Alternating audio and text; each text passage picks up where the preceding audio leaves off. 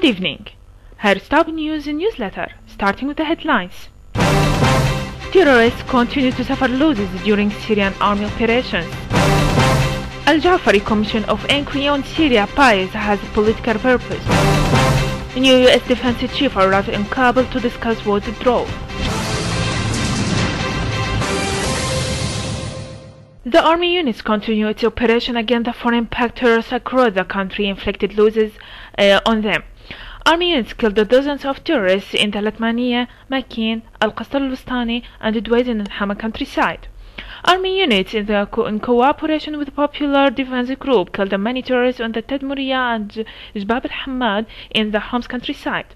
Army units killed a number of terrorists and destroyed their gatherings and equipment in the village of Atharaya, Al-Faqi, Ibta, Al-Aqraba in the countryside of southern province of Dara.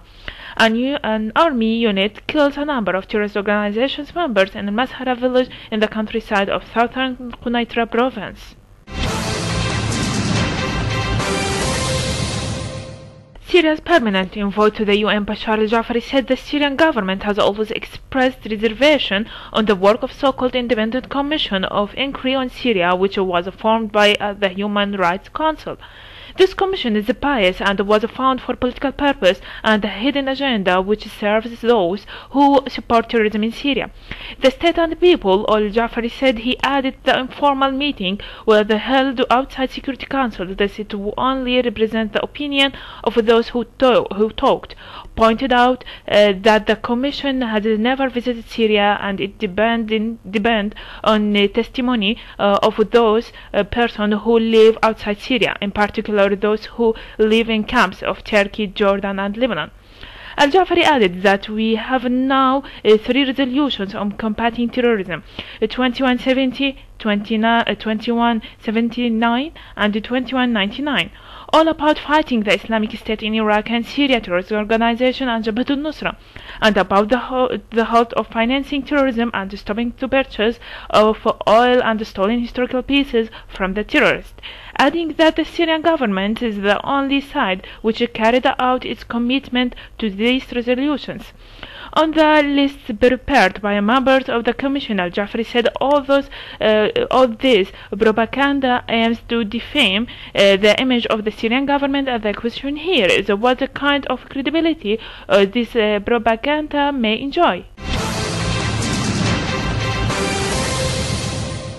The new Secretary of Defense Ashton Carter arrived in Kabul on an unannounced visit during which he was expected to meet President Ashraf Ghani to discuss the timeline for the U.S. troop withdrawal. The visit was Carter's first international trip since being sworn in last week. The new Pentagon chief is also expected to meet with the U.S. troops and the commanders. Carter has said he would consider a more gradual withdrawal of the remaining 10,000 U.S. troops in Afghanistan who are due to depart Afghanistan by the end of 2016 under current Obama administration plans. The Pentagon chief's visit comes as the Ghani administration look for ways to begin negotiations with Talibani militants. U.S. officials said they had no plan to meet with Talibani in Qatar. In the Iraqi view, Muslim religion reference Grand Ayatollah Sayyid Ali Sistani presented a number of commandments of Iraqi's popular mobilization fighters, Mujahideen, in which His Eminence called on them to stick to the Islamic moral and to avoid following the malicious pace of the ISIL terrorists. He highlighted the importance of jihad according to Islam, stressing that the Mujahideen must abide by its moral in dealing with people, even with the non-Muslims. His Eminence called on the Mujahideen to shun exaggeration, adding that killing the elders, women, and children is forbidden. Ayatollah Sistani also shed the light on fighting the terrorists exclusively without harming or targeting their families that may not be able to halt the weak terrorist base. His Eminence warned the accusation Mujahideen against targeting the non-Muslims regardless of their religious beliefs, asserted that the fortunes of all people mustn't be appropriated. Russian President Vladimir Putin said other countries shouldn't have the illusion that they can attain military superiority over Russia. No one should have the illusion that they can gain military superiority over Russia, put any kind of pressure on it. We will always have an adequate answer for any such adventures. He was quoted as saying in one address he will represent next week on the Defenders of the Fatherland Day holiday.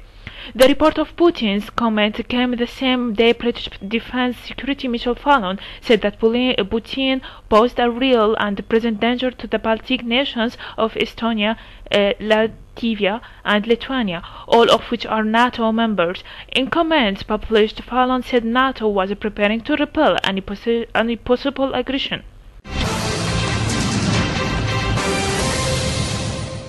The President Abdurrabbo Mansour Hadi was resigned last 2 months, has left the capital of the main south city of Aden. The source meanwhile denied the reporter that Hadi's house was looted, stressing that the Revolutionary Committee in the Hadi's house was looted, stressing that the Revolutionary Committee in the Ansarullah movement has been guarding the former president's home. On the other hand, it's quoting his aide as saying he managed to leave his house this morning and this way is being secure to reach Aden. The aide insisted that Hadi's lived without any arrangement or even informing any of the political parties. Hadi's departure came a day after the United Nations Special Advisor on Yemen, Jamal bin Omar, said. The opposing side in Yemen's conflict had agreed on the formation of the Democratic Transition Council, which will be tasked with making efforts to end the chaos in the Arab country. The move comes 2 weeks after Revolutionaries Committee announced the constitutional declaration in a bid to fill a power vacuum in the country. Ansarullah fighters, who are also known as al-Houthi, had gained control over the capital earlier in September, driving al-Qaeda-linked fighters from Sana'a. The Zionist political and military analysts expressed their worry about the surprise that Hezbollah may shock Israel by during any upcoming war, including controlling Jalil and using strategic pinpoint missiles. The analysts also considered that the Zionist entity isn't preparing well for the coming confrontation, whose fake nature perplexed the Israeli political and military officials. Asserting that ISIL doesn't endanger the Zionist entity, they consider that Hezbollah and the Palestinian resistance factions represent a main direct threat to the existence of Israel. That's all for today. Thanks for joining us. I'm Inas Ahmad. Good night.